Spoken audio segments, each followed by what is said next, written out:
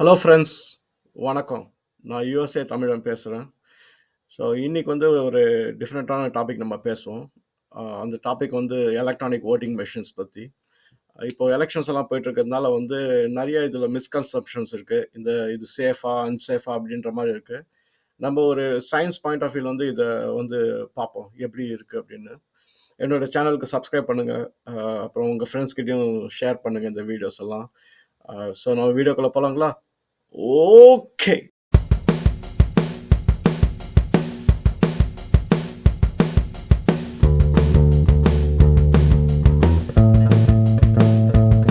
Super. வீடியோக்குள்ளே போகலாங்களா? இன்றைக்கி நம்ம டிஸ்கஸ் பண்ண போகிற டாபிக் வந்து எலக்ட்ரானிக் ஓட்டிங் மிஷின் பற்றி. நீங்கள் வந்து இது வந்து இவிஎம் அப்படின்னு நீங்கள் கேள்விப்பட்டிருப்பீங்க. எப்படி ஒர்க் பண்ணுது, அப்புறம் இது வந்து ஒரு செக்யூர்டான சிஸ்டமா சேஃபான சிஸ்டமா அப்படின்ற ஆங்கிளில் நம்ம டிஸ்கஸ் பண்ணுவோம். சரிங்களா? சரி, ஃபஸ்ட்டு எலக்ட்ரானிக் ஓட்டிங் மிஷினோட பர்பஸ் என்ன?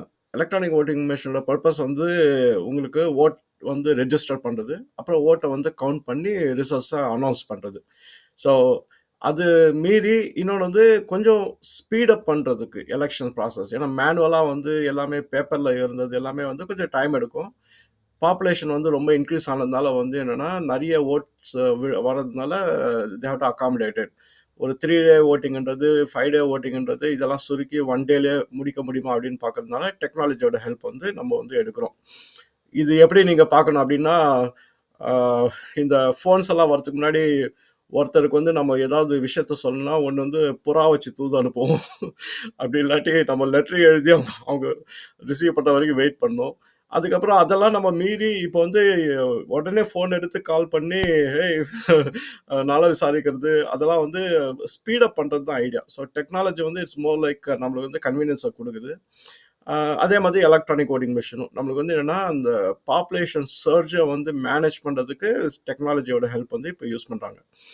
இப்போ வந்து எலக்ட்ரானிக் ஓட்டிங் மிஷின்ஸ் வந்து நீங்கள் டைசெக்ட் பண்ணிங்கன்னா 3 பார்ட்ஸ் தான். ஒரு பார்ட் வந்து கண்ட்ரோலர் அப்படின்வாங்க. செகண்ட் பார்ட் வந்து ஆக்சுவலாக ஓட் ரெஜிஸ்டர் பண்ணுற பார்ட்டு. தேர்ட் பார்ட் வந்து விவி பேட் அப்படின்வாங்க. அது வந்து வெரிஃபயபிள் ஒரு ஆடிட் ட்ரையல் உள்ள ஒரு மிஷினு. ஸோ நம்ம வந்து என்னென்னா ஃபஸ்ட்டு பார்ட் வந்து ஃபங்க்ஷனாலிட்டி என்னன்றது பார்ப்போம். ஃபஸ்ட்டு பார்ட் வந்து கண்ட்ரோலர். கண்ட்ரோலர் வந்து எல்லா டேட்டாவும் கண்ட்ரோலரில் தான் வந்து ரிசீவ் ஆகிருக்கும். கண்ட்ரோலரோட ஃபங்க்ஷனாலிட்டி வந்து நீங்கள் பார்த்தீங்க அப்படின்னா ஒரு கண்ட்ரோலர் மல்டிபிள் ஓட்டிங் மெஷின்ஸை வந்து கண்ட்ரோல் பண்ணணும். அதுதான் வந்து அது கண்ட்ரோலர் அப்படின்னு பேர் வச்சுருக்காங்க.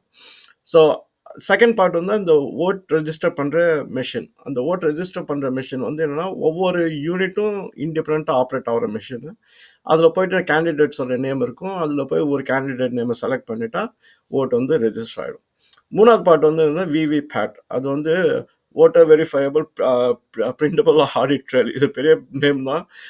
ஆனால் சுருக்கமாக சொல்லப்போனால் நீங்கள் ரெஜிஸ்டர் பண்ணுற ஓட்டை வந்து அதுக்கு ஒரு பிரிண்ட் அவுட் கொடுத்துரும். ஸோ உங்களுக்கு வந்து 2 வே வெரிஃபிகேஷன் இருக்கிற மாதிரி ஆகிடும். நீங்கள் ரெஜிஸ்டர் பண்ணுறதும் நீங்கள் பிரிண்ட் எடுக்கிறதும் சேமாக இருக்கும். ஆனால் உங்கள் கையில் பிரிண்ட் அவுட் வராது. நீங்கள் வந்து டிஸ்பிளேல பார்க்கலாம் நீங்கள் என்ன பண்ணியிருக்கீங்க அப்படின்னு. உங்களுக்கு விஷுவல் வெரிஃபிகேஷன் வந்து கிடைக்கும். ஸோ இது மூணுமே இருக்குது. கண்ட்ரோலர் மட்டும் வந்து ஒரு ஆள் மேனேஜ் பண்ணுவாங்க. மீதி 2 மெஷினும் வந்து அந்த ஓட்டிங் பூத்தில் ஒரு ஹிடன் லொக்கேஷனில் இருக்கும். நீங்கள் போய் ஓட்டர் ரெஜிஸ்டர் பண்ணலாம். சரி, இது இது வந்து ஃப்ரம் அ மோர் இந்த செட்டப் மாதிரி. இப்போ ஒரு ஓட்டிங் பூத்தில் பார்த்தீங்க அப்படின்னா ஒரு கண்ட்ரோலர் இருக்கும், நிறைய மெஷின்ஸ், அந்த ஓட் ரெஜிஸ்ட்ரேஷன் மெஷின்ஸ் இருக்கும். ஸோ கண்ட்ரோலர் ஒன்று தான் இருக்கும். அந்த கண்ட்ரோலரை மேனேஜ் பண்ணுறதுக்கு வந்து ஒரு ஓட்டிங் ஆஃபீஸர் வந்து மேனேஜ் பண்ணிருப்பார். சரி, இந்த மாதிரி ஒவ்வொரு ஓட்டிங் பூத்லேயும் வந்து ஒவ்வொரு கண்ட்ரோலர் மல்டிபிள் மெஷின்ஸ் இந்த மாதிரி செட்டப் இருக்குது. நீங்கள் அப்படியே நீங்கள் வந்து இதை ஸ்கேல் அவுட் பண்ணலாம். ஸோ ஒரு ஊர்லேருந்து இன்னும் 10 ஊர் சேர்த்து இந்த மாதிரி நிறைய கண்ட்ரோலர்ஸ், நிறைய ஓட்டிங் மெஷின்ஸ் இந்த மாதிரி எக்ஸ்பேண்ட் ஆகிட்டே இருக்கும். ஓகே, இதில் வந்து எப்படி வந்து இந்த டெக்னாலஜி வந்து நம்மளுக்கு சேஃபாக செக்யூர்டாக அப்படின்றது நம்ம ஃபீல் பண்ணலாம் அப்படின்னா இதை கொஞ்சம் ஜூம் இன் பண்ணி நம்ம பார்க்கணும். சரி, இது இது எல்லாமே வந்து கம்ப்ளீட்டாக எலக்ட்ரானிக்ஸில் வந்து பண்ணுது. அதனால வந்து என்னென்னா நிறைய சீக்ரெட் சாஸ்ன்னு சொல்லுவாங்க. அது என்னன்னா நம்ம தமிழாக்க போனால் நிறைய ஜித்து வேலை வந்து உள்ளே வச்சிருக்கிறதுனால வந்து இதை அண்டர்ஸ்டாண்ட் பண்ணிட்டீங்கன்னா உங்களுக்கு தெரிஞ்சிருது எப்படி வந்து சேஃபாக இருக்குது அப்படின்னு. ஸோ ஒரு உதாரணத்துக்கு வந்து இந்த ஓட்டிங் மிஷின்ஸ் எதுவுமே இன்டர்நெட்டில் வந்து கனெக்ட் ஆகிடல. ஸோ அதனால் வந்துன்னா வெளிலேருந்து எந்த ஒரு சோர்ஸும் வந்து உங்களுக்கு இந்த டேட்டா வந்து எடுக்கிறதோ திருடுறதோ அது நடக்க வாய்ப்பே கிடையாது. அது ஒன்று. இன்னொன்று வந்து இந்த மெஷின்ஸ் வந்து எல்லாமே இண்டிபெண்ட்டாக ஆப்ரேட் ஆயிருக்கு. ஸோ ஒரு மிஷினுக்கும் இன்னொரு மிஷினுக்கும் வந்து கனெக்ஷன் கிடையாது. எல்லாமே கனெக்ட் ஆகிறது கண்ட்ரோலரில் மட்டும்தான். ஸோ அந்த அந்த கனெக்ஷனும் நீங்கள் பார்த்தீங்க அப்படின்னா அது வந்து ஒரு ஃபிசிக்கல் கனெக்ஷன். எல்லாமே வந்து ஒயர் மூலியமாக தான் கனெக்ட் பண்ணியிருக்காங்க. அது ஒன்று. இப்போ இதை நீங்கள் எப்படி பார்க்கணும் அப்படின்னா, இப்போ நீங்கள் ஒரு கடைக்கு போகிறீங்க. கடைக்கு போனோடனே நீங்கள் வந்து பாயிண்ட் ஆஃப் சேலில் வந்து கிரெடிட் கார்டு மிஷின் ஒன்று இருக்கும். அந்த கிரெடிட் கார்டு மிஷின் வந்து எப்பயுமே ஒரு ஒயரோட தான் கனெக்ட் ஆகிருக்கும், ஒரு அந்த கண்ட்ரோலர் கிட்ட. ஸோ நீங்கள் கிரெடிட் கார்டு ஸ்வைப் பண்ணும்போது அந்த மெஷின்லேருந்து டிஜிட்டல் டேட்டா எடுத்து கண்ட்ரோலருக்கு அது அனுப்பிச்சிடும். ஸோ ஆனால் அந்த கேஸில் வந்து அது இன்டர்நெட்டில் கனெக்ட் ஆகிருக்கு. இந்த கேஸில் வந்து இன்டர்நெட்டில் கனெக்ட் ஆகல. ஸோ இந்த டேட்டா எடுத்து டேரெக்டாக கண்ட்ரோலர் கிட்ட வந்து சப்மிட் பண்ணிடும். சரி. ஸோ இப்போ வந்து என்னென்னா இன்னொரு விஷயம் வந்து டெக்னிக்கலாக என்ன புரிஞ்சுக்கணும் அப்படின்னா, இந்த இந்த சாஃப்ட்வேர் போர்ஷன், அந்த சாஃப்ட்வேர் போர்ஷன் வந்து எதுவுமே வந்து நம்ம பார்க்குற ஹை லெவல் லாங்குவேஜில் கிடையாது. ஸோ நம்ம வந்து இப்போது பழக போன லாங்குவேஜ் வந்து இந்த ஜாவா, சி ஷார்ப் அந்த மாதிரி லாங்குவேஜஸில் தான் இப்போ வந்து எல்லாம் எழுதிட்டுருக்காங்க. பைத்தான் கூட வச்சுக்கலாம். ஸோ ஆனால் அந்த மாதிரி லாங்குவேஜில் இது கிடையாது. இது எல்லாமே வந்து மெஷின் லாங்குவேஜ் அப்படின்வாங்க. மெஷின் லாங்குவேஜ் வந்து என்னன்னா அது புரியுது ரொம்ப கஷ்டம். இன்னொன்று வந்து அதுக்கு டெக்னிக்கல் எக்ஸ்பர்ட்ஸ் கிடைக்கிறது இன்னும் ரொம்ப கஷ்டம். ஸோ அந்த மெஷின் லாங்குவேஜ் தான் அது பண்ணியிருக்காங்க. அதுக்கப்புறம் இன்னொரு டெக்னிக்கலான விஷயம் வந்து என்னென்னா, அந்த நம்ம வந்து சாஃப்ட்வேர்னா நம்ம வந்து யார் வேணா இப்போ இந்த சாஃப்ட்வேரை மாற்றிட முடியுமே அப்படின்னு வந்து ஒரு கேள்வி வரும். ஆனால் இந்த மெஷின்ஸில் வந்து அந்த சாஃப்ட்வேரை மாற்ற முடியாது. ஏன் அப்படின்னா, இது வந்து இந்த சாஃப்ட்வேரை வந்து அதுவும் மெஷின் லாங்குவேஜ் வந்து உள்ள மைக்ரோ கண்ட்ரோலர்ஸில் பேர்ன் பண்ணிடுவாங்க. பேர்ன் பண்ணுவாங்கன்னா அது வந்து பெர்மனெண்ட் ஆகிடுவாங்க. ஸோ என்ன கோடு இருக்கோ அதை போய் நம்ம வந்து மாடிஃபை பண்ண முடியாது. சரிங்களா? இது எப்படி நீங்கள் புரிஞ்சுக்கலாம் அப்படின்னா, உங்கள் ஃபோனே எடுத்துக்குங்க. சரிங்களா?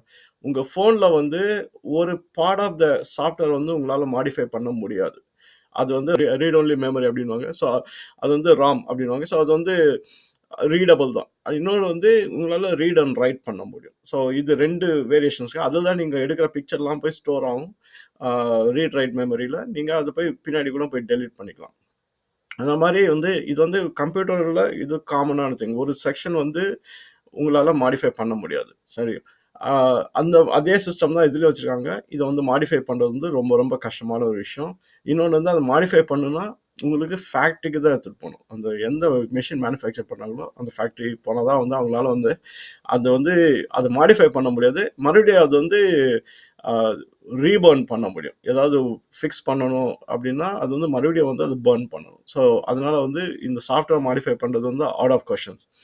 ஸோ வேற என்னென்ன சேஃப்டி அப்படி பார்த்தீங்கன்னா, இப்போ இருக்கிற உலகத்தில் வந்து என்கிரிப்ஷன் அது வந்து ரொம்ப இம்பார்ட்டண்ட்டு. ஸோ அந்த என்கிரிப்ஷன் வந்து பார்த்தீங்கன்னா, மல்டி ஸ்டேஜ் என்கிரிப்ஷனில் இது நடந்துகிட்ருக்கு. அதனால் இந்த என்கிரிப்ஷன் அல்காரிதமை வந்து பிரேக் பண்ணுறதுக்கு கோடு வேணும். அந்த கோடு வந்து டெஃபினட்டாக வந்து கிடைக்கிறது கஷ்டம். இன்னொரு கொடுமை என்னன்னா, அந்த கோடு வந்து ஒவ்வொரு மெஷினுக்கும் ஒவ்வொரு கோடு இருக்கும். அதனால வந்து அந்த டேட்டா உடைக்கணும்னா அந்த மெஷினுக்கு அதுக்கு என்ன கோடு இருக்கு அப்படின்னு சொல்லி கண்டுபிடிக்கிறது ரொம்ப கஷ்டமான வேலை தான். ஸோ இப்போ வந்து என்கிரிப்ஷன் ஒரு ப்ரொடக்ஷன் இருக்கு. இன்னொரு ப்ரொடக்ஷன் வந்து என்னன்னா ஹியூமன்ஸ் வந்து எப்படி ப்ரொடக்ட் பண்ணாங்கன்னா, அந்த டேட்டா வந்து ஒரு வோட்டிங் ஆஃபீஸர் மட்டும்தான் வந்து அக்சஸ் பண்ண முடியும். அதுவும் அந்த வோட்டிங் ஆஃபீஸரோட ஆக்சஸ் வந்து எத்தனை சைலோ காம்போனன்ட்ஸ் இருக்கோ அந்த காம்போனன்ட்ஸ்க்கு மட்டும்தான் அவருக்கு வந்து பெர்மிஷன் இருக்குது அதை ஆக்சஸ் பண்ணுறதுக்கு.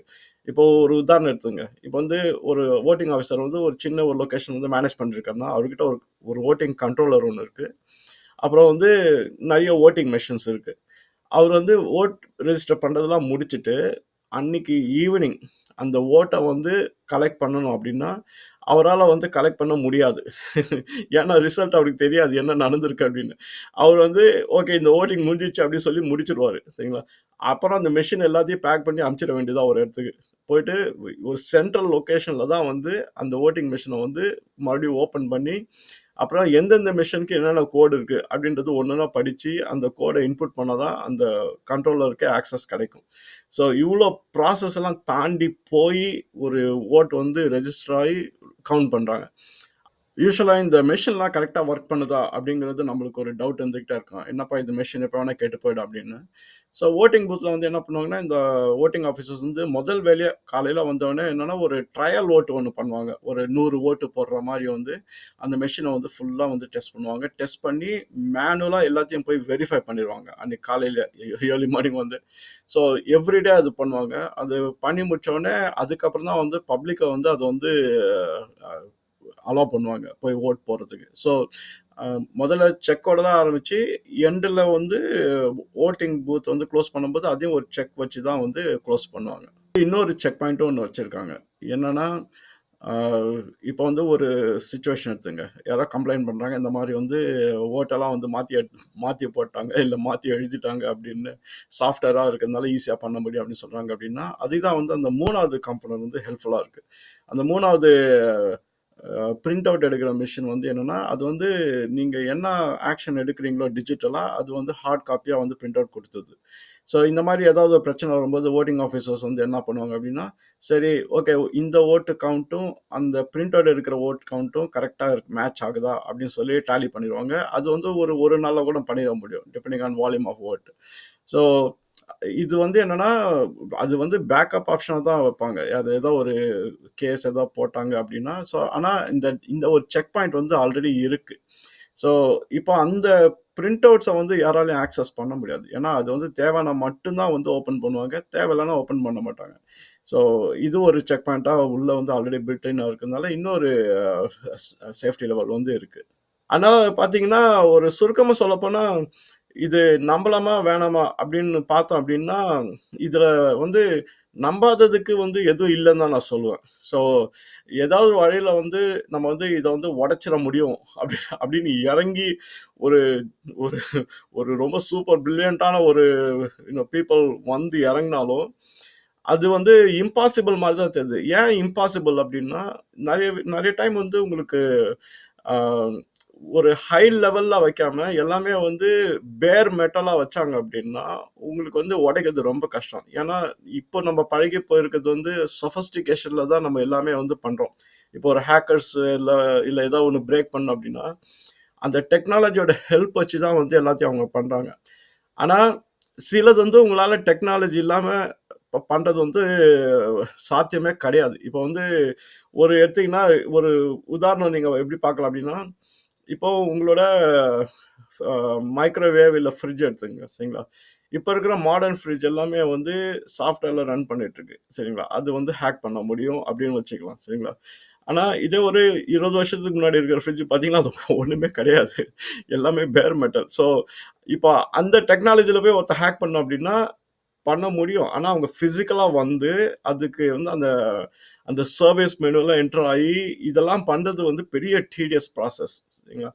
ஸோ ஓட்டிங் மிஷின் வந்து அந்த மாதிரி டைமில் இருக்கிற மாதிரி தான் வந்து டிசைன் பண்ணியிருக்காங்க. ஏன்னா ஃபிசிக்கலாக இப்போ எது பண்ணதாக இருந்தாலும் அவங்க ஃபிசிக்கலாக பண்ணி அதை டேம்பர் பண்ணி பண்ணுறதுக்கு வந்து ரொம்ப கஷ்டமான ஒரு விஷயம். அதனால வந்து ஓட்டிங் மிஷின் வந்து தாராளமாக நம்பலாம் சரிங்களா. வேறு கான்செப்டோட இன்னொரு வீடியோ நான் க்ரியேட் பண்ணுறேன். இந்த வீடியோ என்ஜாய் பண்ணுங்கள், சப்ஸ்கிரைப் பண்ணுங்கள், அப்புறம் வந்து ஷேர் பண்ணுங்கள் சரிங்களா. ஓகே பார்ப்போம், பாய்.